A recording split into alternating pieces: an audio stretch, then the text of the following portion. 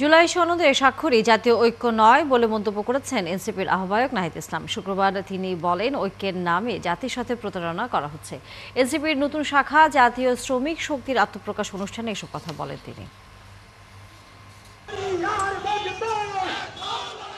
রিকশায় এনসিপির মুখপাত্র নাহিদ ইসলাম, সঙ্গে বিপুল সংখ্যক শ্রমিক ও দলের নেতৃবৃন্দ। এভাবেই স্কাটন থেকে শুরু হওয়া র্যালির গন্তব্য কেন্দ্রীয় শহীদ মিনার।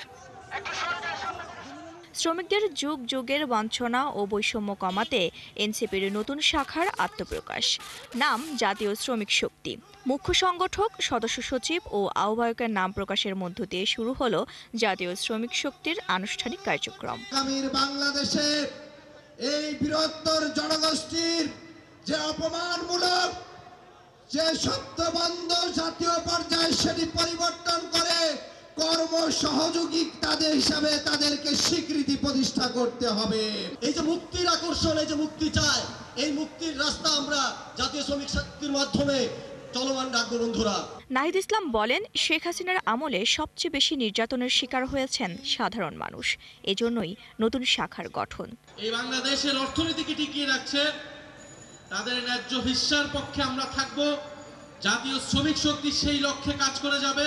জাতীয় জুলাই সনদের রাজনৈতিক দলগুলোর স্বাক্ষর নিয়ে সমালোচনা করেন নাহিদ। জাতীয় ঐক্য বলতে আমাদের দেশের কিছু মানুষ মনে করে শুধু কয়েকটা রাজনৈতিক দল এক টেবিলে বসলেই জাতীয় ঐক্য হয়ে যায়। আজকেও জুলাই সনদ নামে একটা সনদে কিছু রাজনৈতিক দল একত্র হয়ে স্বাক্ষর করবে এবং এর নাম তারা দিতে চায় জাতীয় ঐক্য। আমরা মনে করি এটা কোনো জাতীয় ঐক্য নয়।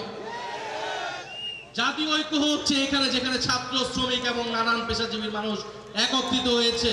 কিছু রাজনৈতিক দল জাতীয় ঐক্যমতের নামে জনগণের সাথে প্রতারণা করে একটি কাগজে সাইন করছে। জুলাইতে শ্রমিকদের আত্মত্যাগের ইতিহাস স্মরণ করে সব সময় তাদের পাশে থাকার অঙ্গীকার করেন নাহিদ ইসলাম। শ্রমিক শক্তি, শ্রমিক শক্তি। মাহিলা ইসলাম, ৭১, ঢাকা।